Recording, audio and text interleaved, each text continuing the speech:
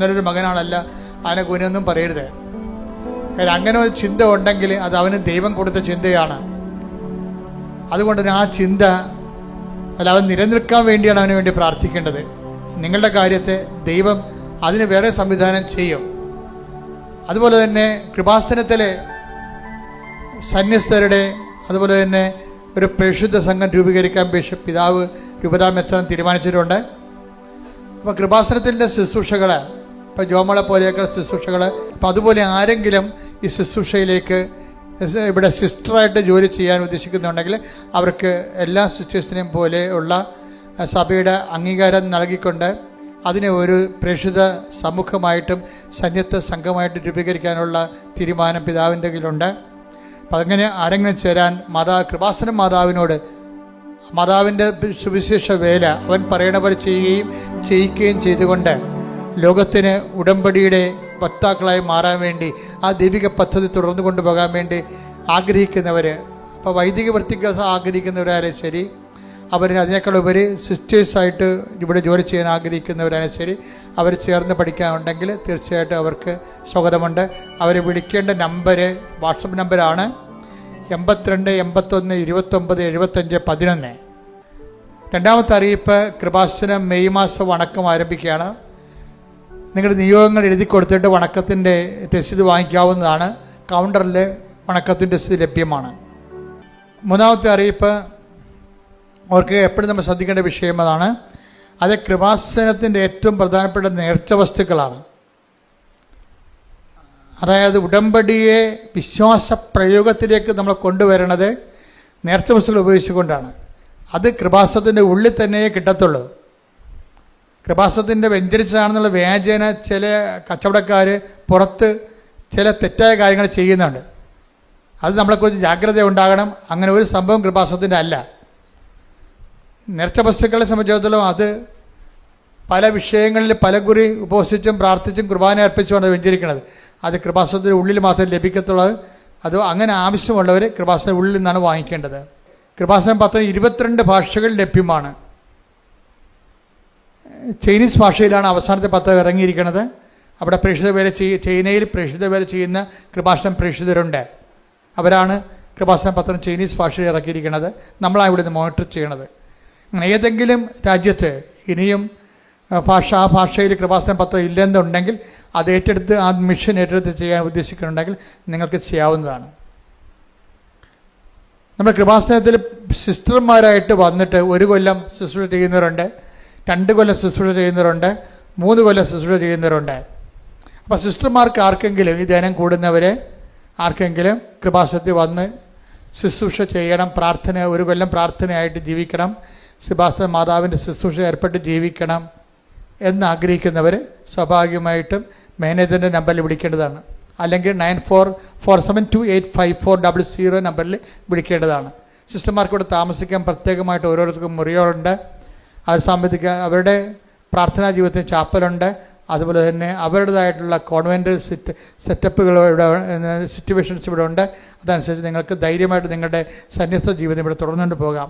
വരുന്ന സിസ്റ്റേഴ്സ് കൃത്യമായിട്ടും ഇവിടുത്തെ ജോലി മാത്രം ചെയ്യാൻ ഉദ്ദേശിച്ച് വേണം വരാം. അങ്ങനെയുള്ളവർ മാത്രം വന്നാൽ മതിയാവും. അഖണ്ഡ ജപമാല ഗ്രൂപ്പുകൾ നിങ്ങൾക്ക് ആരംഭിക്കാവുന്നതാണ്. അഖണ്ഡ ജപമാല ഇവിടുന്ന് നൽകുന്നതായിരിക്കും. അഖണ്ഡ ജപമാല ഗ്രൂപ്പുകൾ എല്ലാ മേഖലകളിലുമാണ് നമുക്ക് വേണ്ടി കൃപാസനത്തിന് വേണ്ടി മധ്യസ്ഥ പ്രാർത്ഥന നടക്കുന്നത്. അവരുടെ പ്രാർത്ഥന ലോകം മുഴുവൻ നടക്കുന്നുണ്ട്. അപ്പോൾ അതുപോലെ തന്നെ അഖണ്ഡമാല ഗ്രൂപ്പുകൾ സ്ഥാപിക്കുന്നവർ 9447285400 വിളിക്കുക. പെസക വ്യാഴാഴ്ച, ദുഃഖ വെള്ളിയാഴ്ച, ദുഃഖ ശനിയാഴ്ച, ഈസ്റ്റർ ഞായറാഴ്ച, ഈ 4 ദിവസവും കൃപാസനത്തിൽ യാതൊരുവിധ ഉടമ്പടി ശുശ്രൂഷകളും ഉണ്ടായിരിക്കുന്നതല്ല. അതൊരിക്കൽ കൂടി പറഞ്ഞിട്ടുണ്ട്. പെസക വ്യാഴാഴ്ച, ദുഃഖ വെള്ളിയാഴ്ച, ദുഃഖ ശനിയാഴ്ച, ഈസ്റ്റർ ഞായറാഴ്ച, ഈ ദിവസങ്ങളിൽ കൃപാസനത്തിൽ യാതൊരുവിധ ഉടമ്പടി ശുശ്രൂഷകളും അതിനോട് ബന്ധപ്പെട്ട ശുശ്രൂഷകളൊന്നും ഉണ്ടായിരിക്കുന്നതല്ല. അത് നിങ്ങൾക്ക് നിങ്ങളുടെ പള്ളികളിൽ പോകേണ്ടതും ആ പള്ളികളിൽ നിന്ന് നിങ്ങളുടെ പെസക ആരം ആചരിക്കുകയും വിശുദ്ധി പ്രാപിക്കുകയും ചെയ്യാനുള്ള സമയമാണ്. അത് പ്രത്യേകം ശ്രദ്ധിക്കണമെന്ന് പ്രത്യേകം ഓർപ്പിക്കുന്നു. തീർത്ഥാടനങ്ങളൊക്കെ പോകാം, പക്ഷെ അരൂപി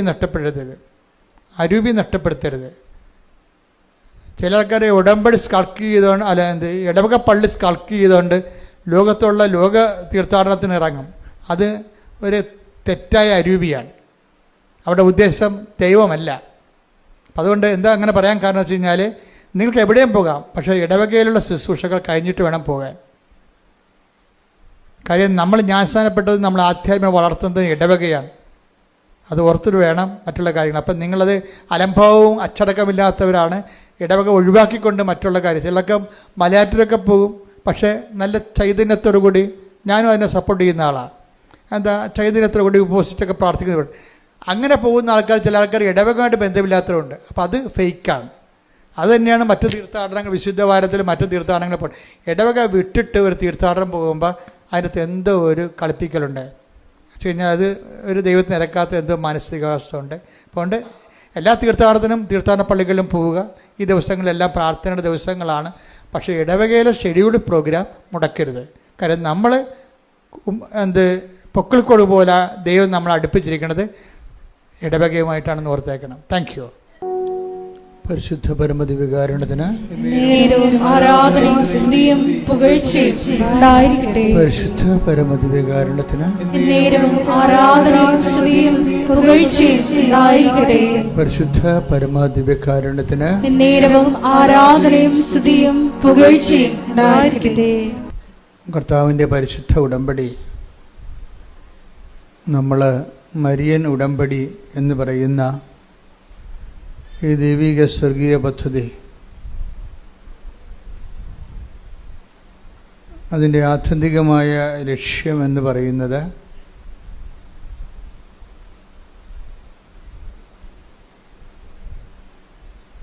മറിയത്തിൻ്റെ ദൈവാനുഭവങ്ങൾ, അഥവാ മറിയത്തിൻ്റെ ക്രിസ്തു അനുഭവങ്ങൾ,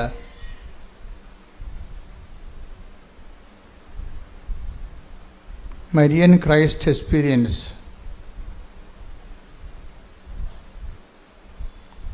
അതിൻ്റെ സാധ്യതകളെ പ്രയോജനപ്പെടുത്തിക്കൊണ്ട്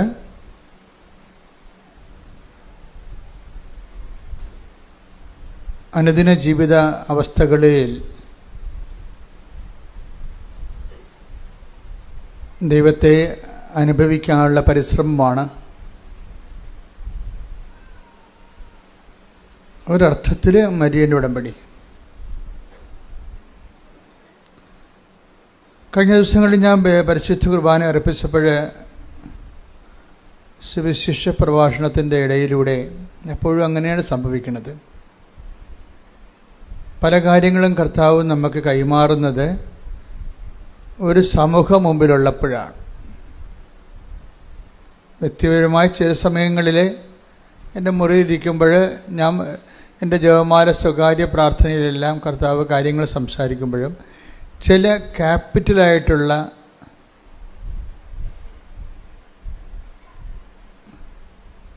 കണ്ടൻറ്റുകൾ,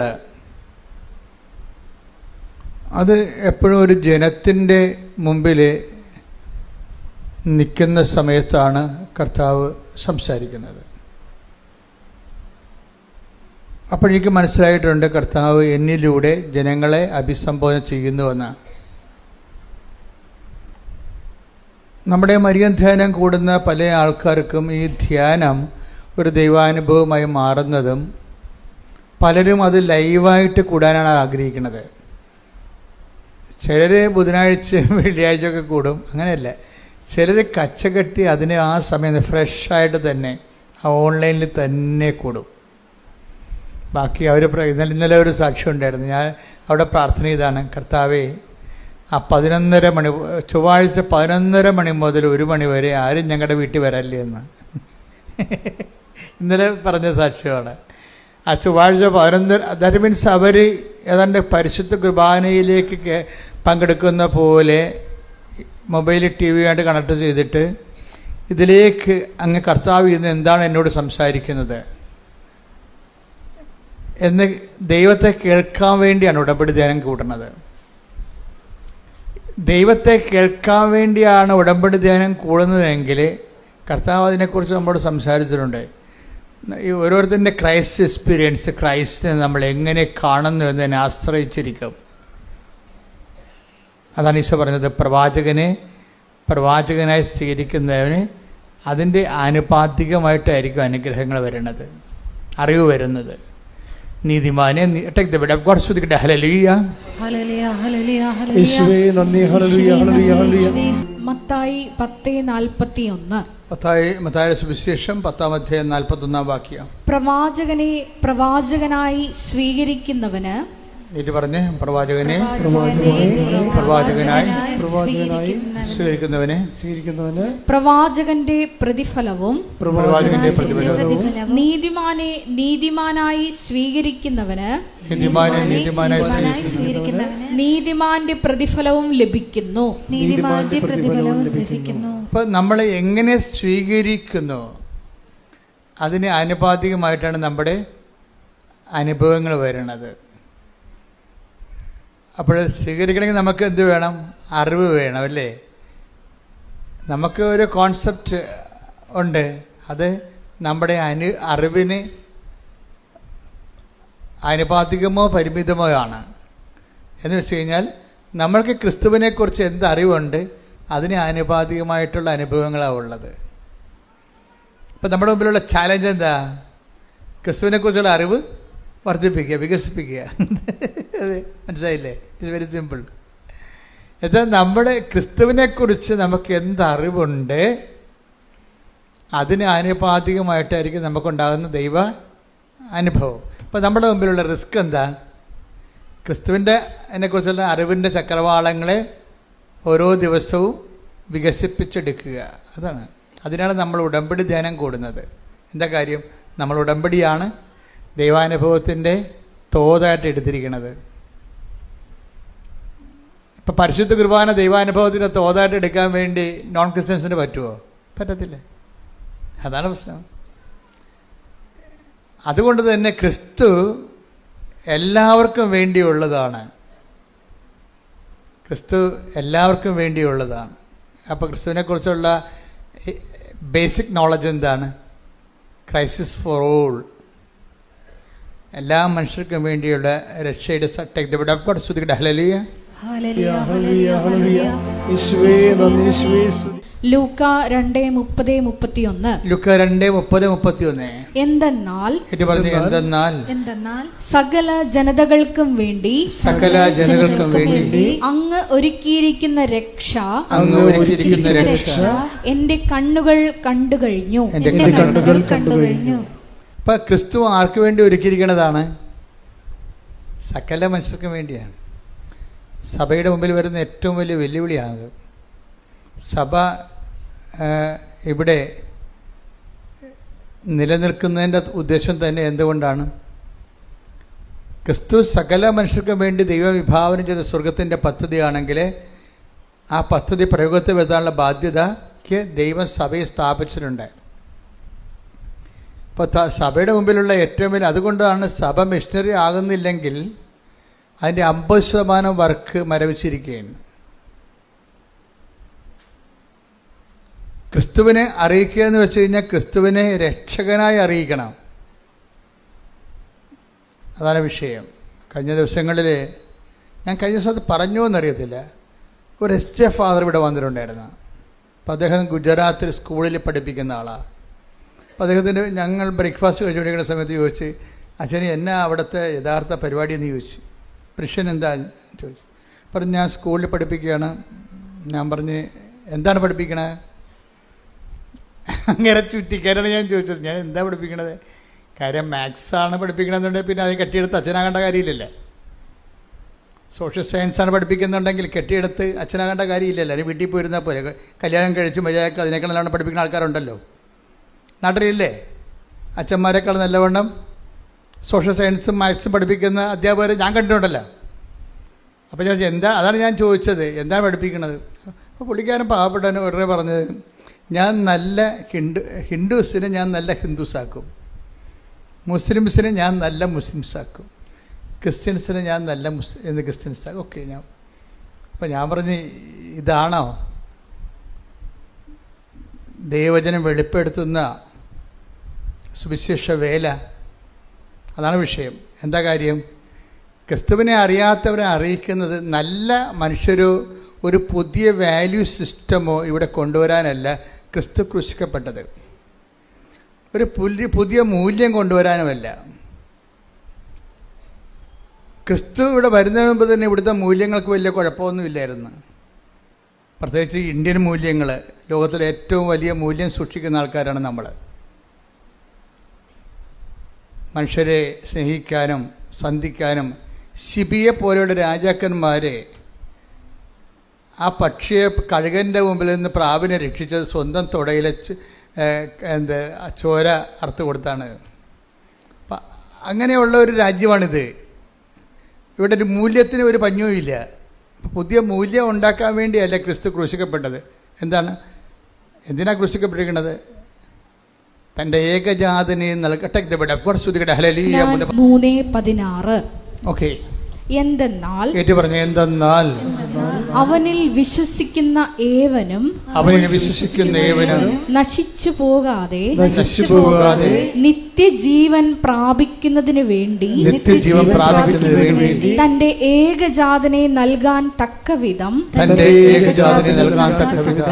ദൈവം ലോകത്തെ അത്രമാത്രം സ്നേഹിച്ചു. എല്ലാ ബൈബിളും മൊത്തം A to Z, ഉൽപ്പത്തി മുതൽ വെളിപാട് വരെ കാച്ചി കുറുക്കി കംപ്രൈസ് ചെയ്ത് ഈ ഒരൊറ്റ വാക്കിൽ വെച്ചിരിക്കുകയാണ്. അത് ധ്യാനിക്കും തോറും നമുക്കിങ്ങനെ തീ കൊണ്ട് നമ്മളെ കത്തിക്കണ പോലെ നമുക്ക് കത്തിപ്പിടിക്കണ പോലെ തോന്നിക്കുകയാണ്. ധ്യാനിക്കും തോറും നമുക്ക് കത്തിപ്പിടിക്കും. എന്താ സംഭവിക്കണം? തൻ്റെ ഏകജാതനിൽ തന്റെ ഏകജാതനിൽ വിശ്വസിക്കുന്നവരാരും നശിച്ചു പോകാതെ രക്ഷ പ്രാപിക്കുന്നതിനായി ഏകജാതൻ എന്നുള്ള കോൺസെപ്റ്റ് ഇല്ല. പിതാവിൻ്റെ ഏകജാതൻ എന്നുള്ള ഒരു ആശയം, ഒരു സംവിധാനം ഇല്ല എന്നുണ്ടെങ്കിൽ സ്വർഗം മാനവരാശിയെ കാണുന്നത് നശിച്ചു പോയ കൂട്ടത്തിലാണ്. നിത്യത ഇല്ലാത്തയിടത്തോളം കാലം പിന്നെ ഉള്ളത് എന്താണ്? ഇവിടെയുള്ള മർത്യതയാണുള്ളത്. അത് കഴിയുമ്പോൾ പട്ടി, പാണൻ, കഴുത, പൂച്ച, മുയൽ ഒക്കെ ചത്ത് മലന്ന് മണ്ണോട് മണ്ണായതുപോലെ തീരും. ഇത് തീരാണ്ടിരിക്കാൻ വേണ്ടിയുള്ള ദൈവത്തിൻ്റെ സംവിധാനമാണ്. എന്താണ്? തൻ്റെ ഏകജാതനെ വിശ്വസിക്കുന്നവരാരും നശിച്ചു പോകാതെ പിന്നെന്ത് ചെയ്യണം? ഏറ്റു പറഞ്ഞ് നിത്യജീവൻ പ്രാപിക്കേണ്ടതിന് തന്റെ ഏകജാതനെ നൽകാൻ തക്കവിധം ദൈവം അത്രമാത്രം ലോകത്തെ സ്നേഹിച്ചു. അപ്പൊ ഇത് വിശുദ്ധ വാരത്തിലേക്കാണ് നമ്മൾ ഈ ധ്യാനം കൂടുന്നത്. വിശുദ്ധ വാരം എന്താണെന്ന് ചോദിച്ചു കഴിഞ്ഞാൽ ഒറ്റ വാക്യമേ ഉള്ളൂ. എന്താണ്? ഈ നമ്മൾ അനുതാപപ്പെടുന്നു. 14 പള്ളികളിലൊക്കെ ആൾക്കാർ പോയി ഓരോ സ്ഥലം പാടുന്നു, അടുത്ത കടന്ന് ചായയും കുടിച്ചിട്ട് അടുത്ത പള്ളിയിൽ പോകുന്നു. അങ്ങനെയുള്ള ഒത്തിരിയേറെ കാര്യങ്ങളൊക്കെ നടക്കണുണ്ട്. പക്ഷെ അതേസമയം തന്നെ ധ്യാനിക്കുന്ന വിഷയം എന്താ? കർത്താവിൻ്റെ പീഡാനുഭവവും പങ്കപ്പാടുമല്ല നമ്മുടെ ധ്യാന വിഷയം. എന്താ വിഷയം? ഈ പീഡാനുഭവത്തിലൂടെ പ്രദർശിക്കപ്പെടുന്ന ആ കർത്താവിൻ്റെ പീഡാനുഭവങ്ങളിലൂടെ ആവിഷ്കരിക്കപ്പെടുന്ന ദൈവത്തിൻ്റെ ഒരു സ്നേഹമുണ്ട്. അതാണ്, ആ സ്നേഹമാണല്ലോ കർത്താവിൻ്റെ പീഡാനുഭവത്തിന് കാരണമായി വന്നത്. അത്രമാത്രമെന്നാണ്. തൻ്റെ ഏകജാതനെ നൽകാൻ തക്കവിധം ദൈവം അത്രമാത്രം ലോകത്തെ സ്നേഹിച്ചു. അപ്പം തൻ്റെ ഏകജാതം നൽകാനെന്ന് വെച്ചാൽ കുരിശിൽ ഏൽപ്പിക്കാൻ തക്കവിധം. അപ്പം നമ്മൾ കുരിശിനെക്കുറിച്ചും കുരിശിൻ്റെ വഴിയെക്കുറിച്ചുമൊക്കെ ആലോചിക്കുകയും ചിന്തിക്കുകയും ചെയ്യുമ്പോഴേ നമ്മൾ ചിന്തിക്കേണ്ടി വരുന്ന ആളാരാണ്? പരപിതാവിൻ്റെ സ്നേഹമാണ്. ഈ ദിവസങ്ങളിൽ ഈ വിശുദ്ധ വാരത്തിൽ നിങ്ങൾ ചിന്തിക്കേണ്ടത് ദൈവത്തിൻ്റെ സ്നേഹത്തെക്കുറിച്ചാണ്. ഈ ദൈവത്തിൻ്റെ സ്നേഹത്തെക്കുറിച്ച് ചിന്തിക്കുകയും നമ്മൾ നടത്തുന്ന കുരിശിൻ്റെ വഴികൾ, അതുപോലെ തന്നെ നമ്മൾ നടത്തുന്ന ദാനധർമ്മങ്ങളും എല്ലാം ദൈവസ്നേഹത്തിന് പകരമായിട്ട് നമ്മളുടെ ഒരു സ്നേഹപ്രവൃത്തികളായിട്ട് വരണം. ഓരോ ശുശ്രൂഷ ചെയ്യുമ്പോൾ, ഇപ്പോൾ വിശുദ്ധ വാരത്തിൽ നമ്മൾ കുരിശിൻ്റെ വഴി നടത്തുന്നു, കുമ്പസാരിക്കുന്നു, നഗരി കാണിക്കലിന് പോകുന്നു, അങ്ങനെ കുറേ കാര്യങ്ങൾ നമ്മൾ പങ്കെടുക്കുന്നുണ്ട്. ഇതെല്ലാം അനുഷ്ഠാന പ്രകാരമുള്ള ആചാരവിധികളിലുള്ള ആധ്യാത്മികതയുടെ അനുഷ്ഠാന വിധികളാണത്. അതുകൊണ്ട് ഉദ്ദേശിക്കുന്ന കറസ്പോണ്ടിങ് എക്സ്പീരിയൻസ് എന്താണെന്ന് വെച്ച് കഴിഞ്ഞാൽ, ഇത് കൂടുന്ന വ്യക്തിക്ക് അതിലൂടെ ദൈവസ്നേഹം വർദ്ധിക്കണം. അല്ലാതെ ഒരു നാടകം കാണുന്ന പോലെയോ അല്ലെങ്കിൽ ഒരു കുറേ കാര്യം കാണുന്ന കാഴ്ചക്കാരനെ പോലെ നിനക്ക് അതിനകത്ത് പങ്കെടുക്കാൻ പറ്റും. പക്ഷെ മറിച്ച് നീ ഇതിൽ പങ്കെടുക്കുമ്പോൾ ദൈവം എനിക്ക് വേണ്ടി ഒരുക്കിയ ദൈവത്തിൻ്റെ സ്നേഹത്തിൻ്റെ അവസാനത്തെ ദൈവത്തിന് സാധ്യമായ ഒരു ആവിഷ്കാരമാണ് ക്രിസ്തുവിൻ്റെ പീഡാനുഭവം കുറിച്ചും മരണവും. ഇത് കാണുമ്പോൾ കർത്താവേ, നിന്റെ സ്നേഹത്താൽ എന്നെ നിറക്കണമേ എന്ന് പ്രാർത്ഥിച്ച കർത്താവേ, ഈ വിശുദ്ധ വാരത്തിൽ നിന്റെ പീഡാനുഭവങ്ങളെ, നിന്റെ ചമ്മട്ടിപ്പാടുകളെ, നിന്റെ മുൾക്കിരീടത്തെ, നിന്റെ കരചരണങ്ങളിലെ ആണിപ്പഴുതുകളെ, അതിൽ നിന്നൊഴുകുന്ന വിശുദ്ധ രക്തത്തെ ഞാൻ ധ്യാനിക്കുമ്പോൾ എനിക്ക് വേണ്ടി സഹിച്ച നിന്റെ സഹനങ്ങളുടെ അന്തർധാരയായ ദൈവസ്നേഹത്താൽ ക്രിസ്തുവിലൂടെ അഭിഷേകം ചെയ്യണമേ, ശക്തീകരിക്കണമേ.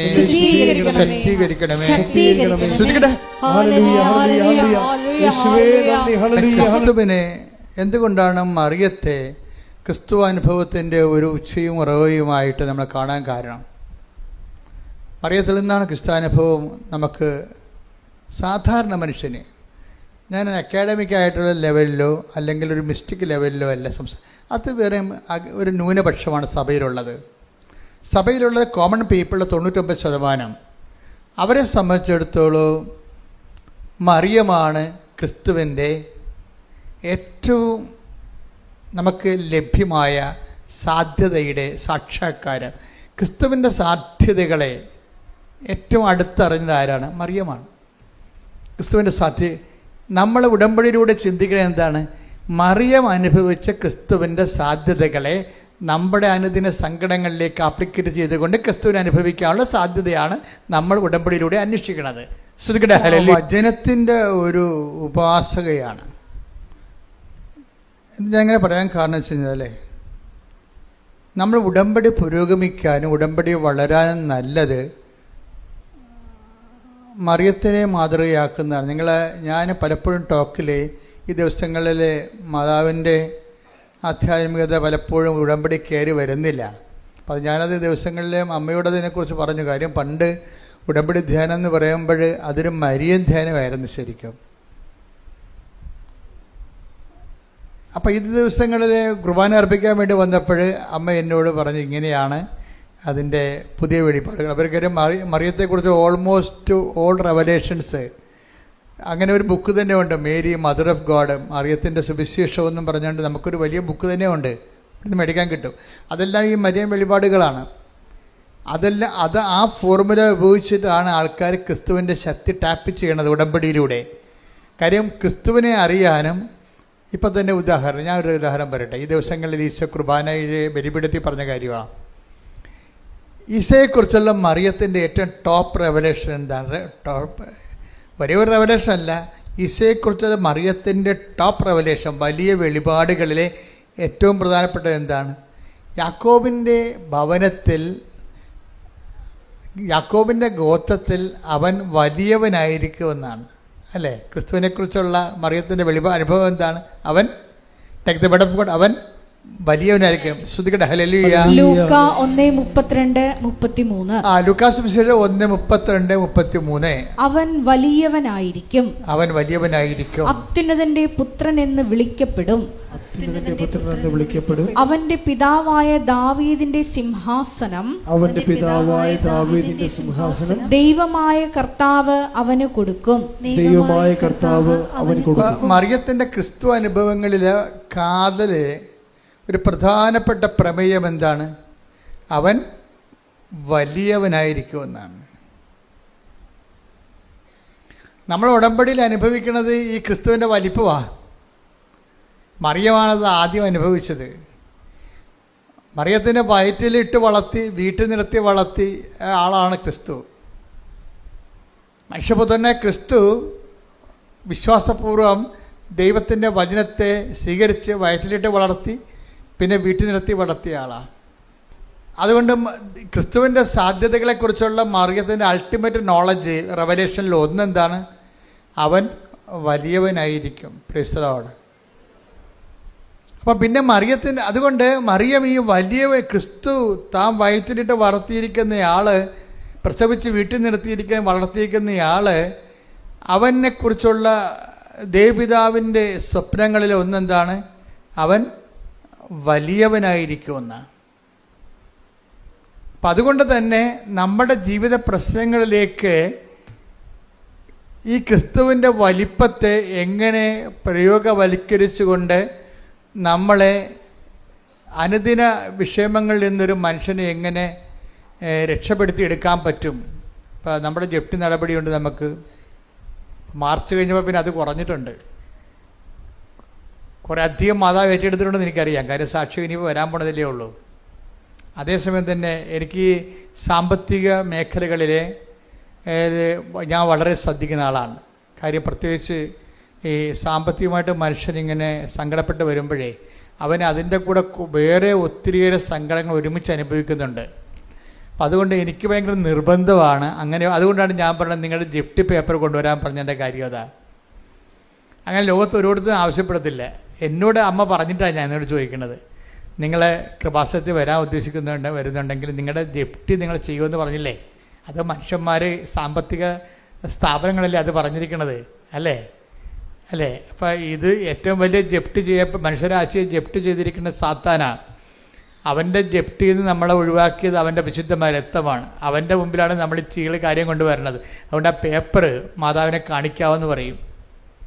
അതാണ് വിഷയം, എൻ്റെ വിഷയം. ആ പേപ്പർ കൊണ്ടുവരാൻ പറഞ്ഞതിൻ്റെ കാര്യം. ഇപ്പം ഞാൻ വളരെ സീരിയസാണ്. നിങ്ങൾ എന്നെ കാണാൻ വരുമ്പോൾ എനിക്ക് നിങ്ങൾ അനുഭവിക്കുന്ന പ്രശ്നങ്ങളുടെ പേപ്പറുകൾ വേണമെന്ന് പറഞ്ഞാൽ എന്താണ്? അത് മാതാവിൻ്റെ മുമ്പിൽ വെച്ചിട്ട് പ്രത്യേക ഒരു പ്രാർത്ഥനയുണ്ട്. അത് ചെല്ലും. എന്നിട്ട് നിങ്ങളുടെ വിഷയം അങ്ങോട്ട് ഏൽപ്പിക്കും. അത് നിങ്ങളോർക്കും ഇതൊക്കെ ഒരു ആൾക്കാർ ഇങ്ങനെ ആകർഷിക്കാൻ വേണ്ടി ചെയ്യണം. അല്ല, ആൾക്കാരെ ആകർഷിക്കാൻ വേണ്ടി ഞാൻ ചെയ്ത കാര്യമല്ല, മറിയം ചെയ്ത കാര്യങ്ങളാണ് ഇതൊക്കെ. എന്താണ് മറിയം ചെയ്തത്? എന്താണ്? ക്രിസ്തുവിനെ കുറിച്ച് മറിയത്തിന് അറിയാം വലിയവനാണെന്ന്. എലിസബത്ത് പരിശുദ്ധാത്മാവ് എലിസബത്തിനെ കാണാൻ വേണ്ടി അമ്മ തിടുക്കത്തിൽ ചെല്ലുമല്ല. അത് തിടുക്കത്തിൽ വായിച്ചത് ലൂക്ക 1:39. ലൂക്ക 1:39. ആ ദിവസങ്ങളിൽ മറിയം യൂദയായിലെ മലമ്പ്രദേശത്തുള്ള ഒരു പട്ടണത്തിലേക്ക് തിടുക്കത്തിൽ യാത്ര പുറപ്പെട്ടു. അപ്പൊ മറിയത്തിന്റെ ഒരു മൗലികമായ ഒരു ആക്ഷൻ മോഡാണിത്. എന്താണ്? ആള് തിടുക്കമായിരിക്കും. അതുകൊണ്ടാണ് ഈ ഉടമ്പടി ഉടനടി പരിഹാരം എന്നൊക്കെ ഞാൻ ആദ്യ കാര്യങ്ങൾ പറഞ്ഞുകൊണ്ടിരുന്നത്. ഈ തിടുക്കം എനിക്കറിയാം, തിടുക്കത്തെക്കുറിച്ച്. സത്യസന്ധമായിട്ട് ഒരു വ്യക്തി ഉടമ്പടി ചെയ്തെങ്കിൽ അമ്മ ആ വിഷയത്തെ തിടുക്കം കാണിക്കുമെന്നറിയാം. അതുകൊണ്ട് ഉടമ്പടി ഉടനടിയല്ല, പിന്നെ എങ്ങനെ പരിഹാരം ഉണ്ട്? അതാണ് വിഷയം. അമ്മ ആ തിടുക്കം കാണിക്കുമെന്നറിയാം. അമ്മയ്ക്ക് അല്ലെങ്കിലും തിടുക്കമാണ്. എന്താ കാര്യം വെച്ച് കഴിഞ്ഞാൽ ഇപ്പം കാനായിലെ കല്യാണ വീട്ടിൽ വരുമ്പോഴോ ഇപ്പം ഈ യേശു വലിയവനായിരിക്കും എന്നുള്ളത് അമ്മയ്ക്കറിയാം. പക്ഷേ ഈ വലിപ്പം അമ്മയെ സംബന്ധിച്ചിടത്തോളം മനുഷ്യൻ അനുദിനം അനുഭവിക്കുന്ന പ്രതിസന്ധിക്ക് പരിഹാരമാകാൻ ഇത് ആപ്ലിക്കേറ്റ് ചെയ്യാൻ പറ്റുമോ എന്നുള്ളതാണ് മറിയൻ ആലോചനകൾ. മറിയൻ എന്ന് വെച്ച് കഴിഞ്ഞാൽ നമ്മളുടെ പ്രശ്നബാധിതമായ ഒരു മനുഷ്യൻ്റെ ഒപ്പം നടന്നും ഒപ്പം നിന്നും ചിന്തിക്കുന്ന ആളാണ് മറിയം. അങ്ങനെ ആരുമില്ല ബൈബിളിൽ അത്രയും കൃത്യമായിട്ട്. മനുഷ്യൻ്റെ അനുദിന പ്രശ്നങ്ങളുടെ ഒപ്പം നടന്നുകൊണ്ട് അവൻ്റെ ഒപ്പം തലക്ക് തീ പിടിച്ചുകൊണ്ട് അവൻ്റെ കൂടെ ഉപ്പുകുറ്റിക്ക് തീ പാറിക്കൊണ്ട് ഒരുമിച്ച് നടക്കുന്ന ഒരാളാണ് മറിയം. അങ്ങനെ ഈ വലിയവനായിരിക്കുന്ന യേശുവിനെ എങ്ങനെ മനുഷ്യൻ്റെ അനുദിന വിഷയത്തിൻ്റെ അകത്ത് ഒരു പരിഹാരത്തിന് വേണ്ടി അതിനെ പ്രയോഗിക്കാൻ കഴിയും എന്ന് കാനായിൽ ഒരു ആകസ്മികമായിട്ട് ചിന്തിച്ച ആളല്ല. മറിയത്തിൻ്റെ മനസ്സിൽ ഇത് തന്നെയായിരുന്നു എല്ലാ കാലങ്ങളിലും.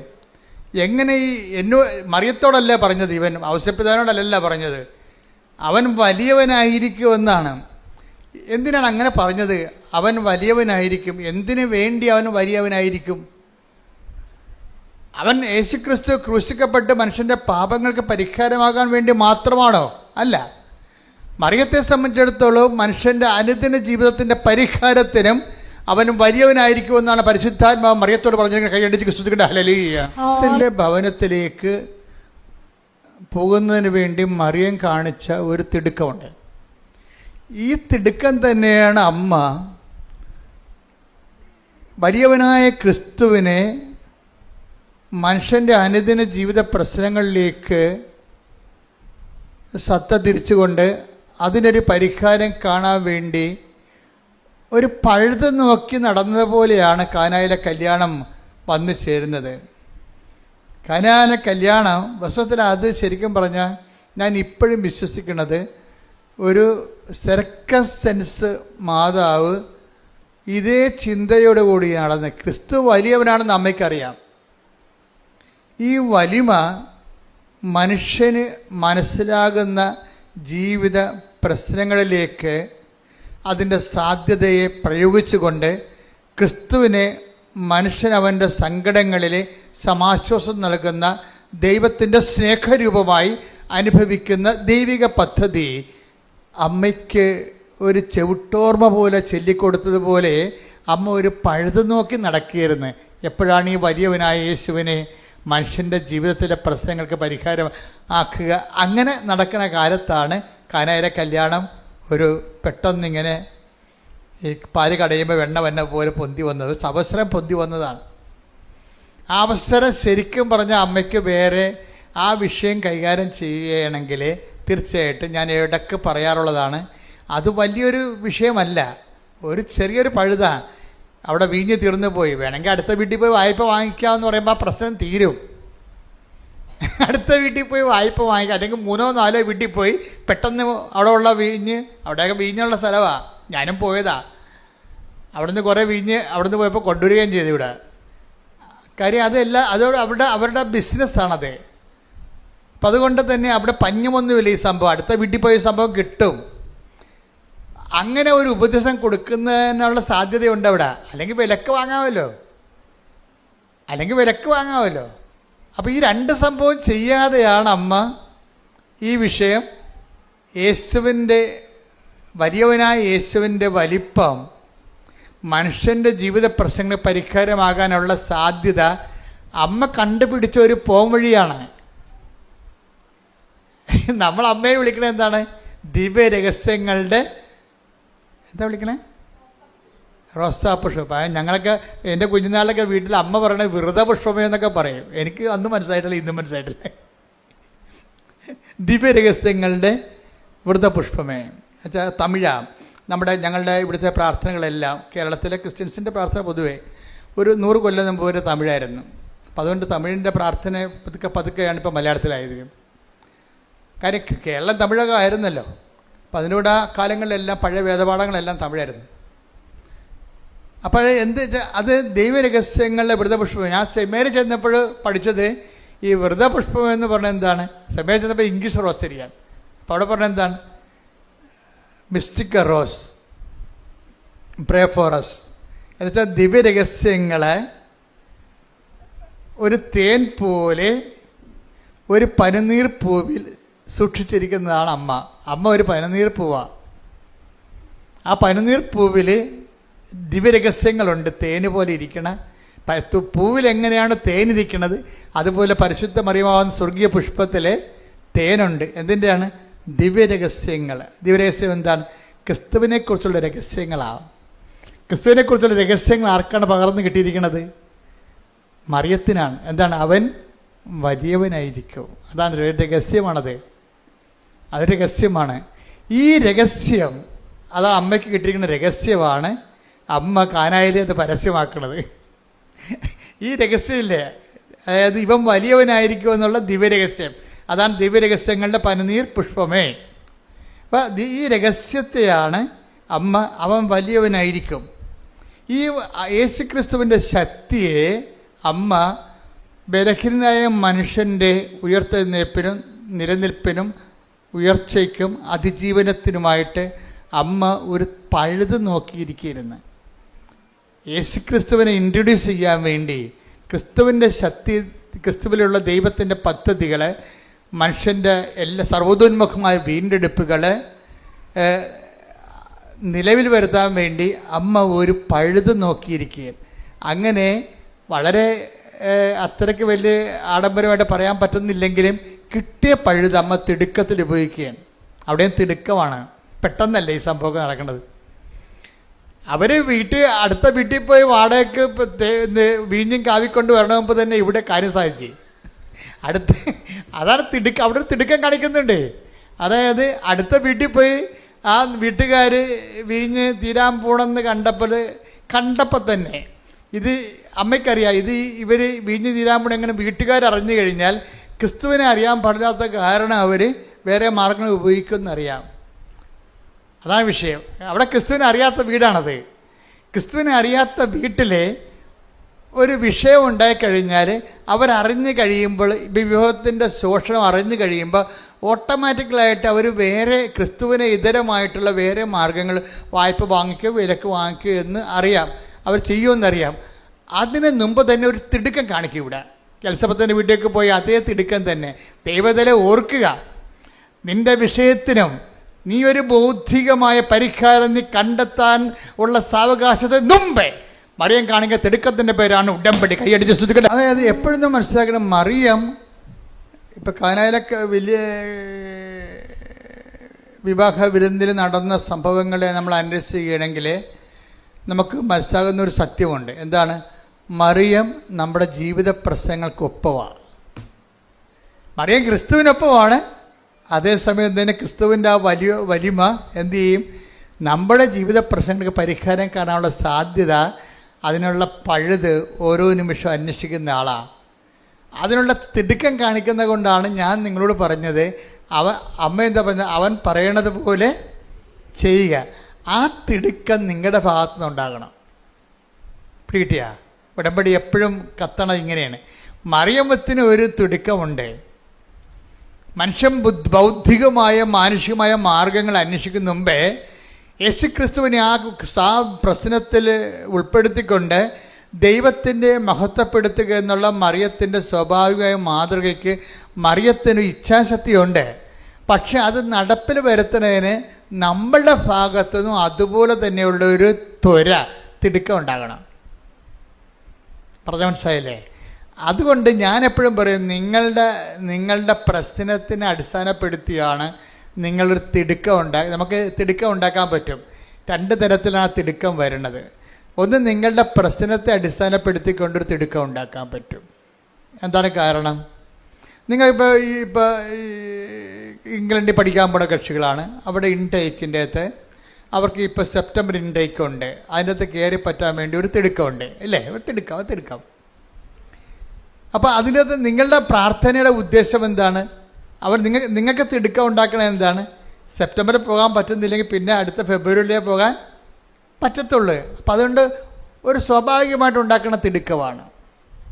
ഞാൻ എന്താ ചെയ്യണത്? എപ്പോഴും നിങ്ങളുടെ ഈ മെറ്റീരിയലായിട്ടുള്ള തിടുക്കത്തെ ഞാനൊന്ന് ടെസ്റ്റ് ചെയ്തിട്ട് നിങ്ങളിലേക്ക് ദൈവസ്നേഹം ഇൻഡക്റ്റ് ചെയ്ത് തരും. നിങ്ങളുടെ ഇതിലേക്ക് ദൈവസ്നേഹം തരും. എന്താ കാര്യം വെച്ചാൽ, മറ്റൊരു പ്രശ്നം വെച്ച് കഴിഞ്ഞാൽ ആ ഇൻടേക്ക് കഴിയുമ്പോൾ നിങ്ങളുടെ തിടുക്കം പോവും. അശംപ്രദ മനസ്സിലായില്ലേ? എൻ്റെ ടെക്നിക്കൽ കാര്യം മനസ്സിലാക്കണം. നിങ്ങളുടെ ജപ്തി നടപടി മാർച്ച് കഴിഞ്ഞപ്പോൾ ഇപ്പോൾ തിടുക്കമില്ല. ഈ മാനുഷിക തിടുക്കം, മെറ്റീരിയലായിട്ടുള്ള തിടുക്കത്തിൻ്റെ കുഴപ്പം അത് കണ്ടീഷണലാണ്.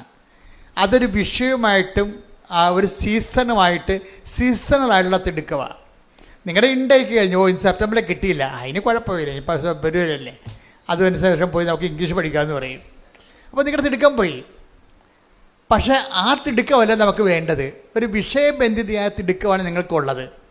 മറിച്ച് എനിക്കറിയാം നിങ്ങളുടെ തിടുക്കം മെറ്റീരിയലാണെന്നറിയാം. നിങ്ങൾ ആ വിഷയം, ആ സമയം കഴിഞ്ഞ് കഴിഞ്ഞാൽ പിന്നെ നിങ്ങൾ തിടുക്കം കുറയും. പക്ഷേ പ്രശ്നം എന്താ വെച്ചാൽ, തിടുക്കം കൂട്ടുകയും തിടുക്കം കുറയ്ക്കുകയും ചെയ്യുന്നത് ആരോടാണ്? ദൈവത്തോടല്ലേ. അതാണൊരു കുഴപ്പം. ഇതിൽ വരുന്നൊരു അപകടം അതാണ്. നിങ്ങളിപ്പോൾ ജപ്തി മാറ്റി വെക്കാൻ വേണ്ടി നിങ്ങൾ ഒരു തിടുക്കം കാണിക്കുന്നത്, ഈജിപ്റ്റ് മാറ്റി വെച്ച് കഴിയുമ്പോൾ പിന്നെ നിങ്ങൾക്ക് ഉടമ്പടി ആ പഴയതുപോലെയുള്ള ഫെർവൻസ് ഇല്ല. എന്താ കാര്യം? നിങ്ങളുടെ തിടുക്കമെല്ലാം ഒരു വിഷയത്തെ ബന്ധിതമായിട്ട് വെച്ചിരുന്നതാണ്. അപ്പം ഞാൻ എന്താ ചെയ്യണത്? ഞാൻ പലപ്പോഴും ചെയ്യണത് നിങ്ങളുടെ തിടുക്കം വിഷയത്തിൽ നിന്ന് മാറ്റിയിട്ട് വ്യക്തിയിലേക്ക് ഞാൻ ലിങ്ക് ചെയ്യിക്കും. വ്യക്തി എന്ന് പറയുന്നത് ആരാണ്? ഒന്ന് ക്രിസ്തുവിലേക്ക് ഞാൻ ലിങ്ക് ചെയ്യിക്കും. എന്നിട്ട് നിങ്ങളിൽ ക്രിസ്തുവിനെക്കുറിച്ചുള്ള സ്നേഹവും ക്രിസ്തുവിൻ്റെ ഇടപെടലിനെക്കുറിച്ച് ഞാൻ നിങ്ങളോട് കൂടുതൽ പറയും.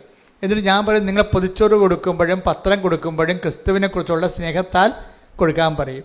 അല്ലാതെ നിങ്ങളെ ഇൻറ്റൻഷൻ വെച്ചിട്ട് ഇവിടെ എഴുതി വെച്ചിരിക്കുന്ന വിഷയത്തെ അല്ല നിങ്ങൾ അടിസ്ഥാനപ്പെടുത്തേണ്ടത്. നിങ്ങൾ ചെയ്യേണ്ട ഓരോ കാര്യവും, പത്രം കൊടുത്താലും വെയിൽ കൊണ്ടാലും അതിനുവേണ്ടി മഴ കൊണ്ടാലും നിങ്ങൾ എന്ത് ചെയ്യണം? അത് ക്രിസ്തുവിൻ്റെ സ്നേഹത്തെ കാഴ്ചവെക്കാൻ പറയും. എന്തിനറിയാവോ?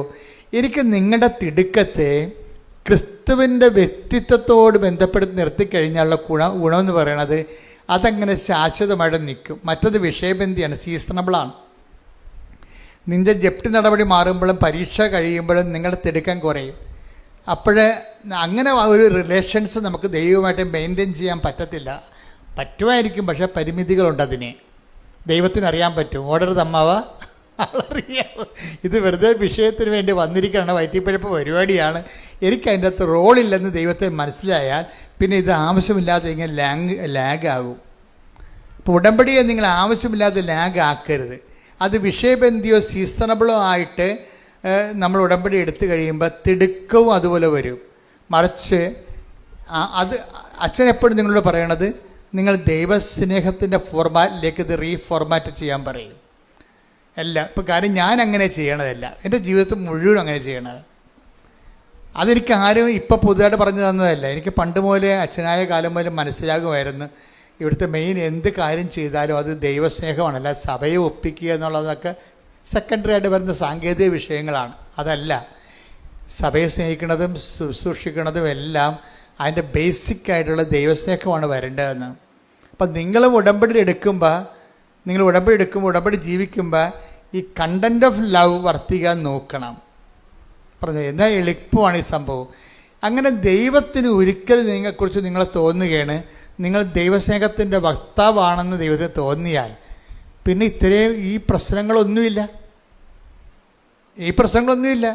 ഒരിക്കൽ ഞാൻ എപ്പോഴും നിങ്ങൾ പറഞ്ഞിട്ടുണ്ടല്ലേ, കഴിഞ്ഞ പ്രാവശ്യമൊക്കെ പറഞ്ഞു, ഇതിൻ്റെ റിസ്ക് എന്ന് പറഞ്ഞാൽ എന്താണ്? ഇപ്പോൾ I will be with you unto the last.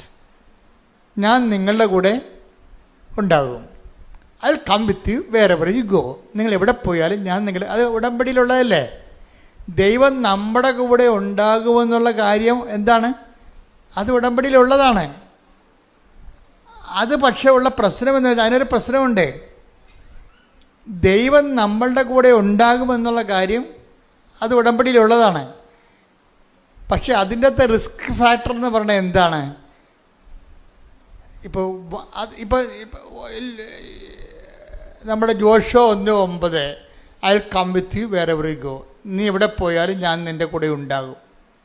കർത്താവ് പിരിയാൻ നേരത്ത് സ്വർഗ്ഗാരോഹണ സമയത്ത് പറഞ്ഞ് ലോകത്തിൻ്റെ അവസാനം വരെ ഞാൻ നിങ്ങളുടെ കൂടെ ഉണ്ടാകും. അപ്പം ദൈവത്തിൻ്റെ വാഗ്ദാനത്തിൻ്റെ ഭാഗമാണിത്. അത് ഗ്യാരണ്ടീഡാണ്. You got the point. അച്ഛൻ പറഞ്ഞാൽ മനസ്സിലായില്ലേ? ഉടമ്പടി ടെക്നിക്കായിട്ട് പഠിക്കണം. ഇത് ദൈവത്തിൻ്റെ സാന്നിധ്യം ഞാൻ എവിടെ പോയാൽ നിങ്ങളുടെ കൂടെ ഉണ്ടാകും എന്നുള്ളത് ദൈവത്തിൻ്റെ വാഗ്ദാനത്തിൻ്റെ പുറപ്പാട് 3:14 ജോഷുവ 1:9 അതുപോലെ തന്നെ 28:20 മത്തായി 28:20 കാലത്തിൻ്റെ അവസാനം വരെ ഞാൻ നിങ്ങളുടെ കൂടെ ഉണ്ടാകും. ഈ പ്രസൻസ് എന്ന് പറയുന്ന സംഭവം എല്ലായിടത്തും ദൈവത്തിൻ്റെ പ്രഖ്യാപിതമായ വാഗ്ദാനത്തിൻ്റെ അടിസ്ഥാന ഘടകമാണ്. പക്ഷേ ഈ പ്രസൻസ് നമുക്ക് ഫീൽ ചെയ്യണമെന്ന് നിർബന്ധമില്ല. പ്രസൻസ് ഗ്യാരണ്ടീഡാണ്. പക്ഷെ കാര്യം ഇതിനകത്ത് ഗ്യാരണ്ടീഡ് അല്ലാത്ത ഒരു ഘടകമുണ്ട്. എന്താണ്? നമ്മൾ ദൈവത്തിൻ്റെ കൂടെ ഉണ്ടാവുക എന്നുള്ളതാണ് ഗ്യാരണ്ടി ഇല്ലാത്ത സംഭവം. ഞാൻ മനസ്സിലായില്ലേ? ദൈവം നമ്മുടെ കൂടെ ഉണ്ടാവുക എന്നുള്ളത് ഗ്യാരണ്ടിയുള്ള കാര്യമാണ്. എന്താ കാര്യം? അത് വാഗ്ദാനത്തിൻ്റെ ഭാഗമാണ്. ദൈവത്തിന് നമ്മളെ വഞ്ചിക്കാൻ പറ്റത്തില്ല, അവനെ തന്നെ വഞ്ചിക്കാൻ പറ്റത്തില്ല. അത് ഗ്യാരണ്ടീഡാണ്. ഇത് ഗ്യാരണ്ടീഡ് അല്ലാത്ത ഒരു ഘടകമുണ്ട് ഇതിൻ്റെ അകത്ത്. അതെന്താണ്? നമ്മൾ ദൈവത്തിൻ്റെ കൂടെ ഉണ്ടാകുമോ ഇല്ലേ എന്നുള്ളത്. മനസ്സിലായില്ലേ? അപ്പം നമ്മളുടെ റിസ്ക് എന്താ? കർത്താവ് നമ്മുടെ കൂടെ ഉണ്ടാകുമെന്നുള്ള കാര്യം it is sure, 100% certain sure. പക്ഷേ ഇത് അനുഭവവേദ്യമാകുക എന്നുള്ള വിഷയം എന്ന് പറയുന്നത് നമ്മൾ അതുപോലെ തന്നെ അവൻ്റെ കൂടെ ഉണ്ടാകണം. അതാണ് വിഷയം. നമ്മൾ അവൻ്റെ കൂടെ ഉണ്ടാകാതിരിക്കാനുള്ള സാഹചര്യങ്ങളെയാണ് നമ്മളിവിടെ അഡ്രസ്സ് ചെയ്തിട്ട് അനുതാപത്തിലേക്ക് നിങ്ങളെ കൊണ്ടുവരുന്നത്. പറഞ്ഞ മനസ്സിലായില്ലേ? ഇതിൻ്റെ വിഷയം എന്താണ്? ഞാൻ നോക്കണത് എന്താണ്? ഞാൻ ഇതൊരു സോഷ്യൽ കൗൺസിലിങ്ങിലൂടെയാണ്. ഞാൻ ആ വ്യക്തിപരമായിട്ട് ആൾക്കാരെ കണ്ട് കൗൺസിൽ ചെയ്യത്തില്ല. എനിക്ക് പറയാനുള്ള കാര്യങ്ങൾ ദൈവം സോഷ്യൽ കൗൺസിലിങ്ങിലൂടെയാണ് പറയണത്. ഈ സോഷ്യൽ കൗൺസിലിലൂടെ തന്നെയാണ് ആൾക്കാർ ഇതെല്ലാം സ്വീകരിക്കുകയും ചെയ്യുന്നത്. കാര്യം സാക്ഷ്യം കേൾക്കുമ്പോൾ അറിയാൻ പറ്റും, അച്ഛനത് പറഞ്ഞപ്പോൾ ഞങ്ങൾക്കത് അതിനെക്കുറിച്ച് ധാരണ കിട്ടിയെന്ന് പറയും. അത് സോഷ്യൽ കൗൺസിലിംഗ് ബോധ്യം കിട്ടി. അച്ഛൻ കൊടുത്ത അറിവ് അവർക്ക് അനുഭവമായി, അനുഭവം ബോധ്യമായി, ബോധ്യം സാക്ഷ്യമായി, സാക്ഷ്യം സന്തോഷമായി, പിന്നെ സന്തോഷം സ്വർഗമാവും. അതെന്താ സംഭവിച്ചു കഴിഞ്ഞാൽ ഇത് ഈ നമുക്ക് കിട്ടിയിരിക്കുന്ന ഈ സോഷ്യൽ കൗൺസിലിങ്ങിലൂടെ ഇതൊരു അച്ഛൻ പറയുന്ന എല്ലാ കൗൺസിലിംഗ് മെത്തേഡാണ്. എന്ന് വെച്ചാൽ നിങ്ങൾക്ക് ഒരു പുതിയ ധാരണ തരികയാണ്. എന്താണ്? നിങ്ങളോട് ഞാൻ ചോദിക്കുകയാണ്, കർത്താവ് നിങ്ങളുടെ കൂടെ ഉണ്ട്, അത് വാഗ്ദാനമാണ്, ഗ്യാരണ്ടീഡാണ്. പക്ഷേ ഗ്യാരണ്ടി അല്ലാത്തൊരു കാര്യമുണ്ട്. എന്താണ്? നിങ്ങൾ കർത്താവിൻ്റെ കൂടെ ഉണ്ടോ? അതാണ് വിഷയം. അതാണ് വിഷയം. കാര്യം പാപം ചെയ്യുന്ന പാപത്തിന് അടിമയാണ്, അടിമ ഒരിക്കലും വീട്ടിൽ വസിക്കുന്നില്ലെന്ന് പറഞ്ഞില്ലേ? അപ്പം നമ്മുടെ കൂടെ ഇല്ലല്ലോ കർത്താവ്. പാപം ചെയ്യുന്നവൻ പാപത്തിന്റെ അടിമയാണ്. അടിമ എക്കാലവും ഭവനത്തിൽ വസിക്കുന്നില്ല. പുത്രനാകട്ടെ എക്കാലവും വസിക്കുന്നു. ഇതാണ് പ്രശ്നം. എന്താ പ്രശ്നം? ദൈവം നമ്മുടെ കൂടെ ഉണ്ടെന്നുള്ളത് 100% ഗ്യാരണ്ടീഡാണ്. ഗ്യാരണ്ടി അല്ലാത്ത കാര്യം എന്താണ്? പാപം ചെയ്യുന്നവൻ ഒരിക്കലും ഭവനത്തിൽ വസിക്കുന്നില്ല, കർത്താവിൻ്റെ കൂടെ വസിക്കുന്നില്ല. അതാണ് വിഷയം. അതുകൊണ്ടാണ് നമ്മൾ ഉടമ്പടി പാപത്തെ അഡ്രസ്സ് ചെയ്യുന്നത്. പാപത്തെ അഡ്രസ്സ് ചെയ്യണതും പാപത്തിൻ്റെ പടിപടിയായിട്ട്, അതായത് പാപത്തെ നമുക്ക് തലയിലെ പേൻ പിറക്കി കളയണ പോലെ പിറക്കി കളയാൻ പറ്റത്തില്ല. ഇതിൻ്റെ സംഭവം എന്ന് വെച്ച് കഴിഞ്ഞാൽ ഇങ്ങനെ ഒരു സിറ്റുവേഷൻ ഉണ്ടാകാത്ത സിറ്റുവേഷൻസ് ക്രിയേറ്റ് ചെയ്യാനേ പറ്റത്തുള്ളൂ. പാപം ചെയ്യാൻ പറ്റാത്തൊരവസ്ഥ. അതുകൊണ്ടാണ് ഞാൻ നിങ്ങൾക്ക് ദൈവസ്നേഹത്തിൻ്റെ മരുന്ന് തരണത്. മനസ്സിലായില്ലേ? ദൈവസ്നേഹം വർദ്ധിച്ചു കഴിഞ്ഞാൽ ആ ദൈവസ്നേഹത്തിന് 2 ഇഫക്ട്സ് ഉണ്ട്. നിങ്ങളുടെ ഒരു വ്യക്തി, ഒരു ആത്മാവിൽ ദൈവസ്നേഹം വർദ്ധിക്കുമ്പോൾ 2 ഇഫക്റ്റ് ഉണ്ടാവും. ഒന്ന്, പാപം ചെയ്യാനുള്ള വാസനകളുടെ മേൽ ദൈവം അഭിഷേകം തരും. അത് ദൈവം നേരിട്ട് തന്നതാണ്. അതിൻ്റെ കാര്യം വെച്ചാൽ എൻ്റെ നിർമ്മലൻ അഴിഞ്ഞു പോകാൻ അനുവദിക്കത്തില്ല. സങ്കീർത്തനം 16:10. സങ്കീർത്തനം 16:10. അവിടുന്ന് എന്നെ പാതാളത്തിൽ തള്ളുകയില്ല. അങ്ങയുടെ പരിശുദ്ധൻ ജീർണിക്കാൻ അനുവദിക്കുകയില്ല. അതായത് പാപം ചെയ്യാതിരിക്കാനുള്ള ഒരു ആന്തരിക അഭിഷേകം നമുക്ക് തരും. ഈ ജീർണവസ്തുവിനെക്കുറിച്ചും പാതാളത്തിൽ തള്ളുന്നതിനെക്കുറിച്ചൊക്കെ പറയുന്നുണ്ടെങ്കിലും ആധ്യാത്മിക ജീർണതയും അവിടെ വിഷയമാണ്. ശരിക്കും നമ്മുടെ ആധ്യാത്മിക ജീർണതയെ പ്രതിരോധിക്കുന്നത് ഈ എൻ്റെ നിർമ്മലൻ എന്നുള്ള സ്റ്റാറ്റസിലാണ്. ആരാണ്? മനസ്സിലായില്ലേ? ആധ്യാത്മിക ജീർണത. നമ്മളിപ്പോൾ ചില ധ്യാനകേന്ദ്രങ്ങളൊക്കെ നിങ്ങളുടെ പാപം 150 പാപം 560 പാപം കൊണ്ടുപോവാ, മണ്ണെണ്ണ ഒഴിച്ച് കത്തിക്കാന്നൊക്കെ പറയും. കത്തിച്ചാൽ ഈ പന്നികൾ അത് തന്നെ ചെയ്യുകയും ചെയ്യും വീണ്ടും. അങ്ങനെയുള്ള സൂത്രപ്പണികളും അഭ്യാസങ്ങളും ഒന്നും കൊണ്ട് പാപത്തെ നയിക്കാൻ പറ്റത്തില്ല. പാപത്തെ നമ്മൾ ടാർഗറ്റ് ചെയ്യാൻ ഉദ്ദേശിക്കുന്നുണ്ടെങ്കിൽ ആ വ്യക്തിക്ക് ദൈവസ്നേഹം വളർന്നിരിക്കണം. ദൈവസ്നേഹം വളർന്നാൽ 2 ഇഫക്റ്റ് വരും. എന്താ ഇഫക്റ്റ് വരുന്നത്? ഒന്ന്, ദൈവത്തിനൊരു റിസ്ക് ഉണ്ട്. എന്താണ്? എൻ്റെ നിർമ്മലൻ ആധ്യാത്മിക ജീർണിക്കാൻ ഞാൻ അനുവദിക്കത്തില്ല. അത് നമുക്ക് സപ്പോർട്ട് കിട്ടുന്നതാണ്. പിന്നെ എന്താ വെച്ച് കഴിഞ്ഞാൽ നമ്മൾക്ക് തന്നെ ഇങ്ങനെയുള്ള സാഹചര്യങ്ങളോട് അഫിനിറ്റി കുറയും, താല്പര്യം.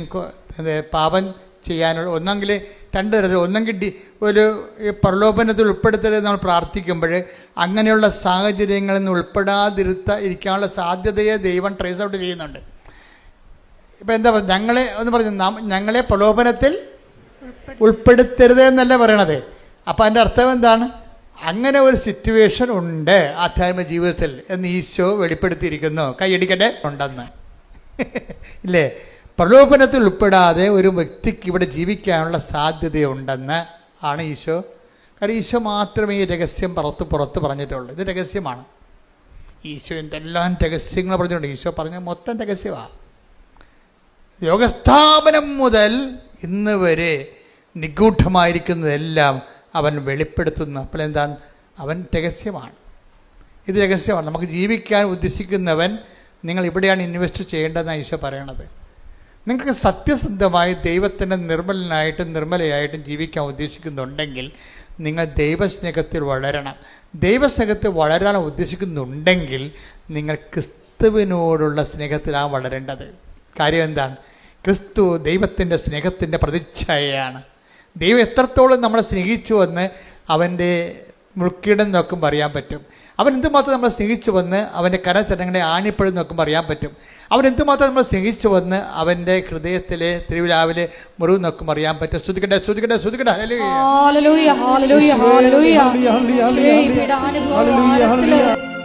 പരിശുദ്ധ പരമ ദിവ്യകാരുണ്യത്തിന് ആരാധനയും സ്തുതിയും പുകഴ്ചയും ഉണ്ടായിരിക്കട്ടെ. നമ്മൾ ഉടമ്പടിയിൽ എന്താ ചെയ്യണത്? അവൻ പറയണത് പോലെ ചെയ്യുക. അവൻ പറഞ്ഞത് എന്താണ്? എന്നെ സ്നേഹിക്കുന്നവൻ എൻ്റെ കൽപ്പന പാലിക്കട്ടെ. ഇവിടെ കൂടെ ശ്രുതിക്കട്ടെ. Hallelujah, hallelujah, hallelujah, hallelujah. യേശുവേ നന്ദി. യോഹന്നാൻ 14:23. യോഹന്നാൻ 14:23. യേശു പ്രതിവചിച്ചു, എന്നെ സ്നേഹിക്കുന്നവൻ എന്റെ വചനം പാലിക്കും. അപ്പോൾ എന്റെ പിതാവ് അവനെ സ്നേഹിക്കുകയും ഞങ്ങൾ അവന്റെ അടുത്ത് വന്ന് അവനിൽ വാസമുറപ്പിക്കുകയും ചെയ്യും. 13:35 വായിച്ചേ. നിങ്ങൾ പരസ്പരം സ്നേഹിക്കുവിൻ. ഞാൻ നിങ്ങളെ സ്നേഹിച്ചതുപോലെ നിങ്ങളും പരസ്പരം സ്നേഹിക്കുവിൻ. നിങ്ങൾക്ക് പരസ്പരം സ്നേഹമുണ്ടെങ്കിൽ നിങ്ങൾ എന്റെ ശിഷ്യന്മാരാണെന്ന് അതുമൂലം എല്ലാവരും അറിയും. പത്രം കൊടുക്കുന്ന പോലെ എല്ലാവരും കർത്താൻ അറിയിക്കാൻ പറ്റും. പക്ഷേ ഏറ്റവും വലിയ അറിയിപ്പ് എന്താണ്? നിങ്ങൾക്ക് അവൻ പറയണ പോലെ ചെയ്യുകയല്ല ഉടമ്പടി. അവൻ പറഞ്ഞ ഏറ്റവും വലിയ വിഷയം എന്താണ്? നിങ്ങൾക്ക് പരസ്പര സ്നേഹമുണ്ടെങ്കിൽ നിങ്ങൾക്ക് പരസ്പരം സ്നേഹമുണ്ടെങ്കിൽ നിങ്ങൾ എൻ്റെ ശിഷ്യന്മാരാണെന്ന് മറ്റുള്ളവർ അറിയും. അപ്പൊ പൊതുച്ചോറും കൊടുത്തിട്ട് ഓടിക്കളയരുത്. മനസ്സിലായില്ലേ? നിങ്ങൾ എന്തുകൊണ്ടത് കൊടുക്കുമെന്ന് പറയണം. മനസ്സിലായില്ലേ? പത്രം കൊടുത്തിട്ട് പോയി കളയരുത്. അതല്ല വിഷയം. ഞങ്ങൾ നിങ്ങളെ സ്നേഹിക്കുന്നു. കാരണം എന്താണ്? ക്രിസ്തു നമ്മളെ രണ്ടുപേരെയും സ്നേഹിക്കുന്നു. അത് വിഷയമാണ്. അവനെ പറഞ്ഞ് മനസ്സിലാക്കണം. കഴിഞ്ഞ ദിവസങ്ങൾ ഓർത്തഡോക്സിൽ നിന്നൊരു ചേച്ചി ഒരു സാക്ഷ്യം പറഞ്ഞു. ഭയങ്കര ഇടിവെട്ട് സാക്ഷ്യമായിരുന്നു. പക്ഷേ എനിക്ക് അവസാനം പറഞ്ഞതാണ് എൻ്റെ ചങ്കക്കൊണ്ടത്. അവർ പറഞ്ഞു, കൃപാസനം ഇല്ലായിരുന്നെങ്കിൽ കുറേ പേര് പട്ടിണി കിടന്ന് മരിച്ചതെന്ന്. അപ്പൊ ഞാൻ ഓർത്തതെന്ന് വെച്ചാൽ ഇവിടെ ലോട്ടറി ടിക്കറ്റ് വിൽക്കണ കുറേ ചേട്ടന്മാരുണ്ടല്ലോ, അല്ലെങ്കിൽ തിരിവിക്കണ ചേട്ടന്മാർ, അവരെക്കുറിച്ചായിരിക്കും ഈ പറയണതെന്ന്.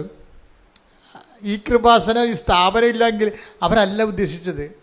അവരുദ്ദേശിച്ചത് കേരളത്തിൽ 10,200 അനാഥാലയങ്ങളുണ്ട്.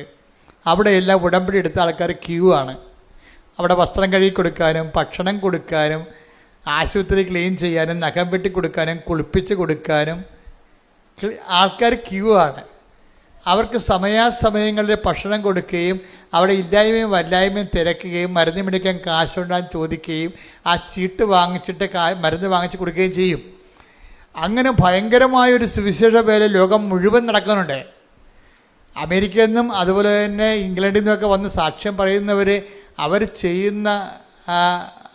ചെയ്യുന്ന പ്രേക്ഷിത പ്രവർത്തനങ്ങളെക്കുറിച്ച് ഇവർ അച്ഛൻ ചോദിക്കും, സിസ്റ്റർ ചോദിക്കും. അപ്പോൾ അവരിതെല്ലാം തുറന്ന് പറയും എന്തൊക്കെയാണ് അവർ ചെയ്യണമെന്ന്.